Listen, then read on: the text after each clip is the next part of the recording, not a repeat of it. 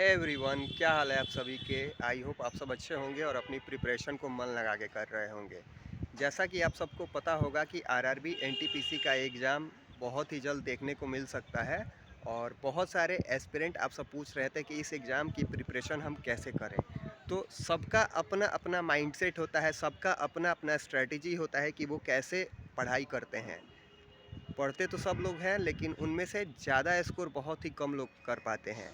तो आज के इस वीडियो में मैं अपने अनुभवों के आधार पे बताऊंगा कि कैसे मैं पढ़ाई करता था जिससे मैं 91% से भी अबव स्कोर कर पाता था। और आपके एक सब्सक्राइब करने से एक प्रोत्साहन मिलता है। तो आप चैनल पे पहली बार आए हो तो सब्सक्राइब कर देना, साथ में उन एस्पिरेंट तक भी साझा कर देना जिन्हें आवश्यकता हो। आपको क्या करना है कि आपके एग्ज़ाम तक एटलीस्ट पर डे एक previous year question paper mock test ज़रूर सॉल्व करना है। अगर आप उससे ज़्यादा कर सकते हो तो आप 2 सॉल्व करो, 3 सॉल्व करो, लेकिन सॉल्व आपको इस तरीके से करना है कि एग्ज़ाम वाला माहौल हो। जैसे कि आप एग्ज़ाम में अपीयर होते हो, एग्ज़ाम में जैसे कि एग्ज़ाम वाला जो सिचुएशन होता है वैसे आपको सॉल्व करना है। लिमिटेड टाइम में पेपर ऑनेस्ट होकर के पेपर को सॉल्व करना है। और जब भी आप पीवाईक्यू मॉक सॉल्व करो तो उसके बाद उसका प्रॉपर अच्छे से सॉल्यूशन करो, एनालिसिस करो। एनालिसिस कुछ इस तरीके से करना है कि उस टाइप का या उससे मिलता जुलता सवाल फ्यूचर में किसी दूसरे मॉक में या दूसरे पीवाईक्यू मॉक में या एग्ज़ाम में आए तो वो आपसे छूटना नहीं चाहिए, वो आपसे गलत नहीं होना चाहिए। यानी कि उस प्रीवियस ईयर क्वेश्चन पेपर में आप जो भी सॉल्व कर रहे हो, जो भी डाउट आपको बनेगा उसको कॉपी में नोट कर सकते हो, याद कर सकते हो सकता है कि कुछ आपको समझ में नहीं आए तो आप अपने टीचर से, मेंटर से, गाइड से पूछ सकते हो, यूट्यूब पे भी सर्च कर सकते हो। यानी कि वेरियस टाइप्स ऑफ मेथड है सीखने के। और कभी भी जब आप previous year question paper solve करोगे और आपका मॉक में स्कोर कम आया तो इसको देख के घबराना नहीं है, क्योंकि शुरुआत में सबका कम स्कोर आता है।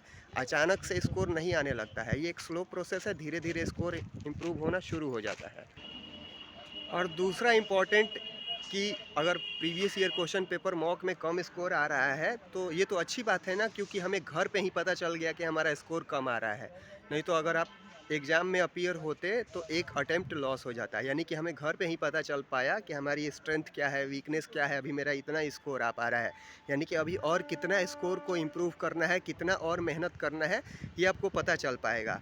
इसके अलावा आप जब previous year question paper mock solve करोगे तो इसमें आपका टाइम मैनेजमेंट, स्ट्रेस मैनेजमेंट, यानी कि एग्ज़ाम में बहुत सारे लोग नर्वस हो जाते हैं, पैनिक हो जाते हैं, घबरा जाते हैं, वो सब नहीं होगा। इसके साथ आप सकारात्मक सोच के साथ, दृढ़ संकल्प के साथ, भगवान में आस्था रख के प्रिपरेशन करें। और अपने एग्ज़ाम से कम ट्राई करें कि 150 प्रीवियस ईयर क्वेश्चन पेपर तो ज़रूर सॉल्व कर लें।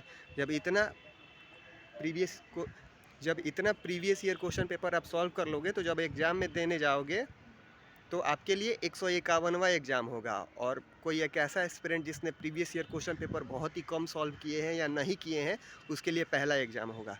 तो अब बताना कि एग्ज़ाम हॉल में जीतने की प्रोबेबिलिटी किसकी है, उसकी जो पहला एग्ज़ाम दे रहा है या फिर उसकी जो एक